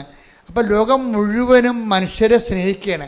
പക്ഷേ വൺ പോയിൻ്റ്, നിങ്ങളുടെ സ്നേഹവും നിങ്ങളുടെ ആനുകൂല്യങ്ങളും കൈപ്പറ്റുന്നത് എന്തിനാണെന്ന് അവർ ചോദിച്ചില്ലെങ്കിലും നിങ്ങൾ അങ്ങോട്ട് പറയണം. എന്താ കാര്യം? നമ്മൾ തമ്മിൽ കണ്ടു പരിചയമില്ല, പക്ഷേ നമ്മൾ രണ്ടുപേരെയും കണ്ടു പരിചയമുള്ള ഒരാളുണ്ട്. അയാളുടെ പേരാണ് ക്രിസ്തു. ശുദ്ധാത്മാവിന് നിങ്ങളോട് പറയാനുള്ളത് അതാണ്. നിങ്ങളെല്ലാം മറക്കണം. എന്ത് മറക്കണം? നിങ്ങളുടെ ജോലിയെക്കുറിച്ചുള്ള ടെൻഷൻസ് മറക്കണം. നിങ്ങൾക്ക് PR താമസിക്കുന്ന മറക്കണം. നിങ്ങളുടെ പെൻഷൻ കിട്ടാൻ താമസിക്കുന്നത് മറക്കണം. നിങ്ങളുടെ ഏജൻറ്റ് നിങ്ങളെ വഞ്ചിച്ചത് മറക്കണം. നിങ്ങൾ ഓർക്കേണ്ട ഒരാളുണ്ട്, തനിക്ക് വേണ്ടി ജീവൻ വരെ, നമുക്ക് വേണ്ടി ജീവൻ വരെ തരാൻ കഴിവുള്ളവനും ആ തന്ന് സ്നേഹിച്ച ദൈവത്തെ നിങ്ങൾ ഓർക്കണം. എന്തിനാണ് ഓർക്കണത്? അവനെ ഓർക്കുമ്പോഴേ അവൻ്റെ സ്നേഹത്തിൽ നമ്മൾ വളരും. ഓർമ്മയാണ് സ്നേഹത്തിൽ വളർത്തുന്നത് നമ്മളെ. ഇപ്പം കുർബാന ഒരു ഓർമ്മയല്ലേ? കുർബാന ഓർമ്മയല്ലേ? എന്തിൻ്റെ ഓർമ്മയാണ്? അവൻ്റെ അവസാനത്തുള്ളി ചോര വരെ കുരിശിൽ പരിഹാരമായി നമുക്ക് വേണ്ടി ചിന്തിയതിൻ്റെ ഓർമ്മ. Do this in memory of me. ഇതെൻ്റെ ഓർമ്മയ്ക്കായി ചെയ്യുവൻ. ഇതിൻ്റെ ഓർമ്മയ്ക്കായി ചെയ്യുവിന് അന്ത്യത്താഴത്തെക്കുറിച്ച് നമ്മൾ ചിന്തിക്കുമ്പോഴും ദൈവത്തിന് ചെയ്യാവുന്നതിൻ്റെ മാക്സിമം കമ്മിറ്റ്മെൻറ്റാണ് കുർബാനയിലൂടെ വരണത്. അത് ദൈവത്തിൻ്റെ സ്നേഹത്തിൻ്റെ അദമ്യമായ അവസാന രൂപമാണ്. അതുകൊണ്ടാണ് നമ്മൾ കുർബാന എന്ന് പറയുമ്പോൾ ഉടനെ മുട്ടേ നിൽക്കും നമ്മളല്ലേ. കുർബാന ഇതെൻ്റെ ശരീരമാണെന്ന് പറയുമ്പോൾ നമ്മളെന്ത് ചെയ്യും? മുട്ടേ നിൽക്കും. ആദരവോടെയും ആരാധനയോടെയും നമ്മൾ മുട്ടേ നിൽക്കുമ്പോൾ അത്താറയും മണ്ണ് കിലുങ്ങുകയും ധൂപം ആകാശത്തെ ഉയരുകയും ചെയ്യണത് ദൈവത്തിന്റെ സ്നേഹത്തിന്റെ ആഘോഷമാണ്. ശ്രുതികട്ടെ ഹല്ലേലൂയ. വിളക്കിങ്ങനെ കത്തിച്ച് വെച്ച് കഴിഞ്ഞാൽ നമുക്ക് എന്ത് പറ്റും? അടുത്ത് ചെല്ലുകയാണെങ്കിൽ നമുക്ക് ചൂട് കിട്ടും, അകലെ നിൽക്കുകയാണെങ്കിൽ നമുക്ക് വെളിച്ചം കിട്ടും. അപ്പം കിട്ടാതിരിക്കത്തില്ലല്ല, എന്തായാലും കിട്ടാതിരിക്കത്തില്ലല്ല. വിളക്കിങ്ങനെ കത്തിച്ച് വെച്ചാൽ അടുത്ത് ചെല്ലുകയാണെങ്കിൽ നമുക്ക് ചൂട് കിട്ടും, അകന്ന് നിൽക്കുകയാണെങ്കിൽ നമുക്ക് വെളിച്ചം കിട്ടും. അപ്പോൾ എന്താ ചൂടായാലും വെളിച്ചമായാലും കിട്ടാണ്ടിരിക്കത്തില്ലല്ല. ഇതുപോലെയാണ് ദൈവം. അതായത് ഈ ഉടമ്പടിയിലൂടെ നിങ്ങൾ ദൈവത്തെ സ്നേഹിച്ചുവെന്ന് കണ്ടാൽ അടയാളങ്ങൾ ഇങ്ങനെ കൂടിക്കൊണ്ടിരിക്കും. അടയാളങ്ങൾക്ക് വേണ്ടി നിങ്ങൾ ഉടമ്പടി എടുക്കരുത്. മനസ്സിലായില്ലേ? അതെപ്പോഴും ശ്രദ്ധിക്കണം. നിങ്ങളുടെ ലക്ഷ്യം എന്തായിരിക്കണം? പൗലോസ് ക്രിസ്തുവിനെക്കുറിച്ചെല്ലാം പറഞ്ഞതിന് ശേഷം, പഠിച്ചതിന് ശേഷം പൗലോസ് പറയുന്ന അവസാന വാക്കുണ്ട്. എന്താണ്? ക്രിസ്തുവിനെക്കുറിച്ച് ഒത്തിരി പറയും. ഏറ്റവും കൂടുതൽ ക്രിസ്തുവിനെക്കുറിച്ച് പറഞ്ഞത് പൗലോസാണ്. എന്നിട്ട് അവസാനം പറഞ്ഞു എന്താണ്? സ്നേഹമായിരിക്കട്ടെ നിങ്ങളുടെ ലക്ഷ്യം. ഇവിടെ കുറച്ച് ശ്രദ്ധിക്കട്ടെ. ഹല്ലേലൂയ. കൊരിന്തോസ് 14:1 സ്നേഹമായിരിക്കട്ടെ നിങ്ങളുടെ ലക്ഷ്യം എന്ന് പറഞ്ഞേ.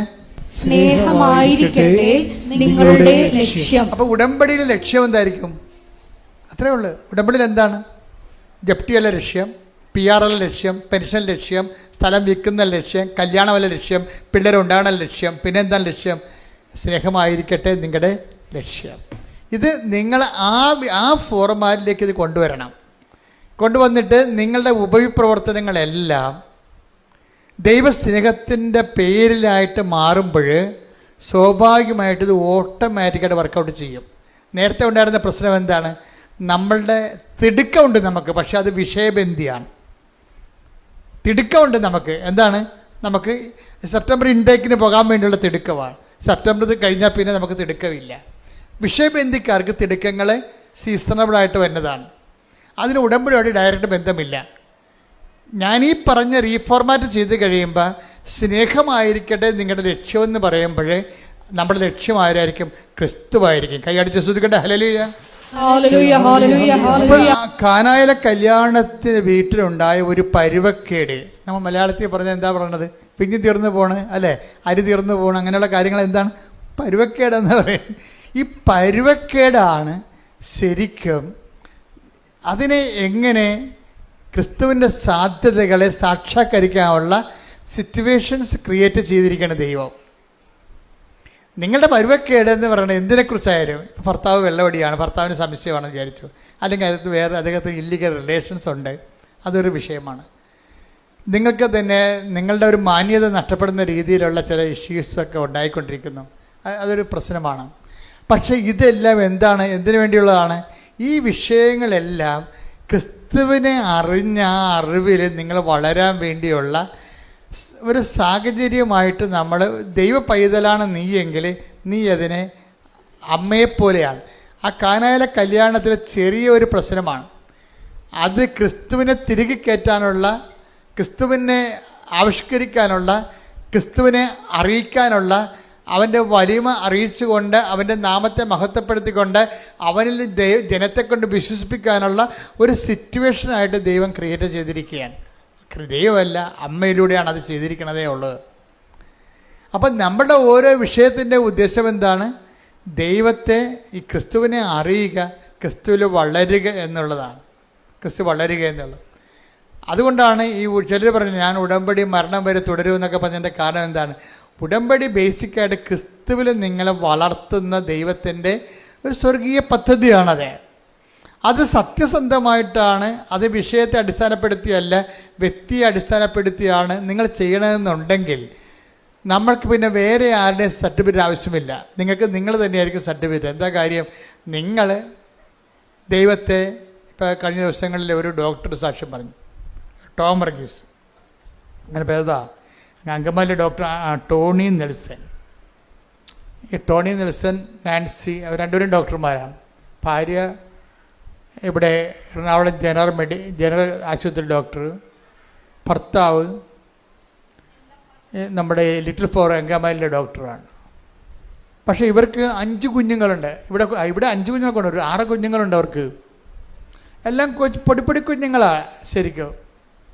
അപ്പോൾ എനിക്ക് ഭയങ്കര സന്തോഷമായി. അവരും ചെറുപ്പക്കാരാണ്, അത്ര പ്രായമുള്ളവരല്ലേ, അവർ 40 വയസ്സിനൊക്കെ താഴെയുള്ള കക്ഷികളാണ്. അവർക്ക് 6 കുഞ്ഞുങ്ങൾ. അവരെല്ലാം കൂടി നല്ല രസമാണ്, നമ്മുടെ ഇട്ടിട്ടുണ്ട് അല്ലേ. പക്ഷെ അതല്ലേ എനിക്കത് തോന്നിയതേ. ഡോക്ടർ പറയണേ, എൻ്റെ ഈ 4ാമത്തെ മോനെ അവൻ്റെ കാലിങ്ങനെ വളഞ്ഞിരിക്കുകയാണ്. അപ്പം അതിൻ്റെ മെഡിക്കൽ സയൻസിൽ തിരിച്ചു വരാൻ കുറച്ച് പ്രശ്നമുണ്ട്. ഡോക്ടറിനെക്കുറിച്ച് ഏറ്റവും കൂടുതൽ കാര്യങ്ങൾ അറിയാം. അപ്പോൾ ഡോക്ടർ എന്നാ ചെയ്തിരിക്കണേ, 2 ഡോക്ടേഴ്സുമാർ കൂടെ വന്ന് ഉടമ്പടി ചെയ്തിരിക്കുകയാണ്. ഉടമ്പടി ചെയ്തിട്ട് എന്താ ചെയ്യിക്കണേ? ഡോക്ടർ പറഞ്ഞു, ഞങ്ങൾ സന്ധ്യാപ്രാർത്ഥന കഴിയുമ്പോൾ ഉടമ്പടി തൈലം എടുത്തിട്ട് പ്രത്യക്ഷീകരണ പ്രാർത്ഥന ചൊല്ലിയിട്ട് ആ വളഞ്ഞുപോയ കാലെ പെരട്ടി കൊടുക്കും. ഇപ്പം അടുത്ത കുറച്ച് നാൾക്ക് തന്നെ അത് 90% നിവർന്നു ആ കാലേ. ആ സാക്ഷ്യം ഞാൻ ഇവിടെ നിന്ന് കേൾക്കായിരുന്നു. അപ്പോൾ എനിക്ക് മനസ്സിലായെന്ന് വെച്ച് കഴിഞ്ഞാൽ ആ വളഞ്ഞ കാലിലൂടെ ക്രിസ്തു നമ്മുടെ കുടുംബത്തിലേക്ക് ലാൻഡ് ചെയ്യുകയാണ്. മനസ്സിലായ? ആ കാല് നേരെ ഇരുന്നെങ്കിൽ ക്രിസ്തുവിന് സാധ്യതയില്ല അവിടെ വരാൻ. ഞാൻ പറഞ്ഞില്ലേ, നമ്മുടെ സഹനങ്ങൾ ക്രിസ്തുവിന് നമ്മുടെ ജീവിതത്തിലേക്ക് വരാനുള്ള സാധ്യതയാണ്. പിന്നെ അവിടെ ഒരു എളിമപ്പെടലുണ്ട്. ചില ഡോക്ടർമാരാകുമ്പോൾ മെഡിക്കൽ സയൻസാണ് എല്ലാമെന്ന് പറഞ്ഞ് പ്രാർത്ഥിക്കാതെ നടക്കുന്ന ഡോക്ടർമാരും ഉണ്ട്. അത് ഭയങ്കര ഗതികേടാണ് ശരിക്കും. എനിക്ക് പലപ്പോഴും തോന്നിയിട്ടുള്ളതേ, ഞാൻ അമ്മയെ നേരിട്ട് കണ്ടതിന് ശേഷം എനിക്ക് തോന്നിയതേ, എനിക്ക് നിരീശ്വരന്മാരോടൊക്കെ ഭയങ്കര സങ്കടം തോന്നി. അതൊക്കെ മുമ്പ് എനിക്ക് അവരോടൊക്കെ പുച്ഛമായിരുന്നു. കാരണം അവർക്ക് അതിനൊക്കെയുള്ള കൃപ ദൈവം കൊടുത്തില്ല എന്ന് ഓർത്തിട്ടാണ് അവരുടെ വൈജ്ഞാനിക വങ്കത്വം കൊണ്ടല്ലേ അവർ ദൈവത്തെ തള്ളിപ്പറയണമെന്ന് ഓർത്തിട്ട് എനിക്ക് അവരുടെ പുച്ഛമായിരുന്നു. പക്ഷേ 2004 അമ്മയെ കണ്ടതിന് ശേഷം എനിക്ക് എൻ്റെ ജീവിത രീതിയിലെല്ലാം മാറ്റമുണ്ടായി, ചിന്താരീതി മാറ്റമുണ്ടായി. ഞാൻ പറഞ്ഞു, ഒരു മനുഷ്യൻ്റെ ഏറ്റവും വലിയ ദുരന്തം എന്ന് പറയുന്നത് ദൈവത്തെ വിശ്വസിക്കാൻ ഒരു പഴുത് കിട്ടാത്തതാണ്. ദൈവത്തെ കാണാനോ വിശ്വസിക്കാനോ ഒരു പഴുത് കിട്ടാത്തതാണ്. അയ്യോ, ഇങ്ങനെ കുറേ. അതുപോലെ തന്നെ ചില വൈദികരും ഇതുപോലെ അവർ സംസാരിക്കുമ്പോൾ അവർക്ക് പറയും, ഒരു വൈദികൻ ഒരു വാർഷിക ധ്യാനത്തിന് ഞങ്ങളെ ധ്യാനിപ്പിക്കുകയും, അപ്പം ധ്യാനിപ്പിച്ചിരിക്കുന്ന ധ്യാനഗുരു തന്നെ പറയണ് ദൈവത്തെ ഒരിക്കലും ആരും കണ്ടിട്ടില്ലെന്ന്. അപ്പം ഞാനുടനെ കൈപൊക്കി നിർത്താൻ പറഞ്ഞു. കാരണം അങ്ങേർക്ക് വിവരമില്ല. പക്ഷെ ഞാൻ ദൈവവും അമ്മയെ ഞാൻ നേരിട്ട് കണ്ടയാളാണ്. അപ്പം ഞാൻ അവിടുന്ന് അത് പറയാതെ പോന്നു കഴിഞ്ഞാൽ, ഞാൻ അവിടെ ഇരിക്കുന്ന 10-50 അച്ഛന്മാരുണ്ട്, പിന്നെ ധ്യാനഗുരു ഉണ്ട്. ഇവർ ഈ പറയുന്ന വിഡ്ഢിത്തരം സത്യമാണെന്ന് മറ്റുള്ളവർ വിശ്വസിക്കാൻ സാത്താൻ പ്രവർത്തിക്കും. അപ്പം സാത്താൻ്റെ മണം അവിടെ നിൽക്കണ കാരണം ഞാൻ യേശുക്രിസ്തുവിനെ ഏറ്റുപറയാൻ ബാധ്യസ്ഥനാണ് അവിടെ. എന്താ കാര്യം? ഞാനത് കണ്ടിട്ട് സാക്ഷിയാക്കി, ദൈവം എന്നെ സാക്ഷിയാക്കിയതാണ്. അപ്പം തന്നെ വാർഷിക ദിനത്തിൽ ഞാൻ എഴുന്നേറ്റ് പറഞ്ഞ്, അച്ഛൻ പറഞ്ഞത് ശരിയല്ല, ദൈവാനുഭവം സത്യമാണ്, അത് ടാൻജിബിളാണ്, ഞാനാണ് അനുഭവസ്ഥനെന്ന് പറഞ്ഞു. അത് പറഞ്ഞപ്പോൾ പിന്നെ അച്ഛന് മുന്നോട്ട് പോകാൻ പറ്റത്തില്ല. പിന്നെ കണക്കണമൊക്കെ പറഞ്ഞു കഴിഞ്ഞാൽ പണിയാവും. എന്താ വെച്ചാൽ ഇങ്ങനെ കുറേ വൈജ്ഞാനിക വങ്കത്വം കയറിയിട്ട് ബുദ്ധിയാണ് ദൈവം എന്ന് പറഞ്ഞിട്ട് അത് കൊണ്ട് ദൈവത്തെ മനസ്സിലാക്കുന്ന കുറേ സാഹചര്യങ്ങൾ അക്കാഡമിക് ലെവലിൽ ചിലരില്ലെങ്കിലും ഉണ്ട്. ഇതൊന്നും ഞാൻ തിരിച്ചെടുക്കാൻ തയ്യാറല്ല. എന്താ കാര്യം? ഞാൻ സഭയിൽ അനുഭവിച്ചിരിക്കുന്ന വിഷയമാണ്. ബുദ്ധിപരമായിട്ട് ദൈവത്തെ കാണാൻ പരിശ്രമിക്കുകയും അതിൻ്റെ പേരിൽ ഉണ്ടാകുന്ന ആധ്യാത്മിക വരൾച്ചയുടെ പേരിൽ ഇവർ ദൈവമാണെന്നും പറഞ്ഞ് വേറെ ദൈവങ്ങളെ അവർ ബുദ്ധിപരമായിട്ട് ഉണ്ടാക്കുന്ന ദൈവങ്ങളെ സൃഷ്ടിക്കുകയും ജനത്തിൻ്റെ അവകാശങ്ങളെ നിഷേധിക്കുകയും ചെയ്യുന്ന ആധ്യാത്മിക വരൾച്ചയുണ്ട്. അപ്പം അത് കേൾക്കുമ്പോൾ നിങ്ങൾക്ക് പരിശുദ്ധാത്മാവ് ഉണ്ടെങ്കിൽ അപ്പം നിങ്ങൾക്ക് മനസ്സിലാകും ഈ ആളെ ട്രാക്ക് ഔട്ട് ആണെന്ന് മനസ്സിലാകും. ഇയാളെ ട്രാക്ക് ഔട്ടാണ് മനസ്സിലാകുക. അപ്പം അതുകൊണ്ട് തന്നെ നിങ്ങൾ ഇങ്ങനെയുള്ള കാര്യങ്ങൾ ദൈവത്തിനെതിരെ പറയുന്ന ഒരു കാര്യം കേൾക്കാനോ ബാധ്യസ്ഥരല്ല നമ്മൾ. എപ്പോഴും ഓർത്തേക്കണം. നമ്മൾ ഒരു കർത്താവ് പറഞ്ഞില്ലേ, ഒരു അത്തിവൃക്ഷം നട്ടു, ഒരുത്തനും ഒരു മുന്തിരിത്തോട്ടം ഉണ്ടായിരുന്നു. ആ മുന്തിരിത്തോട്ടത്തിൽ കൊണ്ടുവന്നൊരു കാട്ടത്തിവൃക്ഷത്തെ നട്ടുപിടിപ്പിച്ചെന്ന് പറഞ്ഞില്ലേ. അപ്പം കാട്ടത്തിവൃക്ഷത്തിന് എന്തുമാത്രം ഫെൻസിങ്ങാണ് ചെയ്തിരിക്കണത്. അതുപോലെ നമ്മുടെ വിശ്വാസത്തെ സംരക്ഷിക്കാനും വളർത്താനും നമുക്ക് ബാധ്യതയുണ്ട്. വായി നോക്കികളെല്ലാം ടി വി ഇരുന്നുണ്ട് കുരക്കണമെല്ലാം കേട്ടിട്ട് അതാണ് സത്യമെന്ന് പറഞ്ഞ് നടക്കരുത്. നമുക്ക് അങ്ങനെയുള്ളപ്പോൾ തന്നെ സാധനം ഓഫ് ചെയ്ത് കളയണം. എന്താ കാര്യം? നമുക്കൊരു ലക്ഷ്യമുണ്ട്. നിങ്ങൾ നേടിയെടുത്തതിന് മുറുകെ പിടിച്ചുകൊണ്ട് പോകണം. Take the bed of God. ശ്രുതിക്കട്ടെ ഹല്ലേലൂയ. ആവണം, മുറുകെ പിടിച്ചുകൊണ്ട് തന്നെ ആവണം നമ്മുടെ പ്രവർത്തനം. ഇത് ഒരു ബാധ്യതയാണ് ആധ്യാത്മികമായ. നമ്മൾ ഓരോ ഉടമ്പടി പുതുക്കി കഴിയുമ്പോഴും നേടിയെടുത്തതിന് മുറുകെ പിടിച്ചെന്ന് ഉറപ്പ് വരുത്തണം നമ്മൾ. അല്ലാതെ എന്തെങ്കിലും ഒരു പരീക്ഷയ്ക്ക് ഒരു വിഷയം തോറ്റെന്ന് പറഞ്ഞാൽ ആ തോറ്റ വിഷയത്തെ ഓർത്തുകൊണ്ട് നമ്മൾ ക്രിസ്തുവിനെ അവലംബം വെക്കാനും വിശ്വാസത്തെ വർദ്ധിക്കാനും കൂടുതൽ പുണ്യങ്ങളിൽ പുരോഗമിക്കാനും കൂടുതൽ സുവിശേഷ സാക്ഷിയാക്കാനും അങ്ങനെ ആ വിഷയം തന്നെ എടുത്തുകൊണ്ട് ക്രിസ്തു വളരാൻ വേണ്ടിയാണ് നമ്മൾ ശ്രമിക്കേണ്ടത്. അല്ലാത്ത ആൾക്കാർ എടുത്തിരിക്കുന്ന ഉടമ്പടിയല്ല, ഉടായ്പാണ്. എന്താ കാര്യം? അവിടെ കാര്യം കാണാൻ വേണ്ടി അതോ പരിപാടിയൊക്കെ എന്തൊക്കെ എഴുതിയിട്ടിട്ട് ഇവർ വീട്ടിൽ പോയി കുത്തിയിരിക്കുകയാണ്. ദൈവം ഉദ്ദേശിക്കുന്നത് എന്താണ്? നിൻ്റെ ഓരോ വിഷയത്തിലൂടെയും ദൈവത്തെ നീയും തമ്മിലുള്ള ബന്ധത്തെ വർദ്ധിപ്പിച്ചെടുക്കുക. ദൈവത്തിൻ്റെ ഉദ്ദേശം അതാണ്. നമ്മുടെ ഉദ്ദേശം നമ്മൾ എഴുതിയിട്ടിരിക്കുന്ന കാര്യങ്ങൾ നടക്കുക മാത്രമാണ്. ദൈവത്തിൻ്റെ ഉദ്ദേശം അത് മാത്രമല്ല. എന്താണ്? നമ്മളെ ദൈവത്തിൽ കൂടി വളർത്തുകയും നിത്യതയിൽ കൃപയിൽ സമൃദ്ധമാണ്. ഞാൻ വന്നിരിക്കുന്നത് take the bed of God. Yohannan 10:10. ഞാൻ വന്നിരിക്കുന്നത് അവർക്ക് ജീവൻ ഉണ്ടാകാനും അത് സമൃദ്ധമായി ഉണ്ടാകാനുമാണ്. അപ്പൊ ഈ കിട്ടിയതല്ല, അത് സമൃദ്ധമാകാൻ വേണ്ടിയുള്ള പരീക്ഷണങ്ങള് ദൈവത്തിന്റെ ഭാഗത്തു നിന്ന് എപ്പോഴും ഉണ്ടായിക്കൊണ്ടിരിക്കും. അതുകൊണ്ട് എപ്പോഴും നമ്മുടെ ജീവിതം സ്വച്ഛമായ ഒരു നീർച്ചാല് പോലെ എപ്പോഴും ഉണ്ടാവണം നിർബന്ധമില്ല. ചിലപ്പോഴും ഉണ്ടാവും. പക്ഷെ എന്നാലും ആ ഒരു വിഷയം കഴിയുമ്പോൾ അടുത്തൊരു വിഷയം ഡിസ്റ്റർബൻസ് ആയിട്ട് വരും. ഒരു വിഷയം കഴിയുമ്പോൾ വേറെ ഒരു വിഷയം വരും. അപ്പോൾ അങ്ങനെ വരുമ്പോൾ അതിൻ്റെ അർത്ഥം എന്താണ്? ജീവൻ സമൃദ്ധിയിലേക്കുള്ള പ്രയാണങ്ങളിൽ ദൈവത്തിന് ആ അവലംബം വെക്കാനുള്ള അവസരങ്ങൾ ദൈവം സൃഷ്ടിച്ചുകൊണ്ടിരിക്കും. അവസരത്തിനത് ഉയരുക എന്നുള്ളത് നമ്മുടെ ആധ്യാത്മികമായ ബുദ്ധിയാണ്. കൈയടിച്ച് ശ്രദ്ധിക്കേണ്ട ഹല്ലേലൂയ.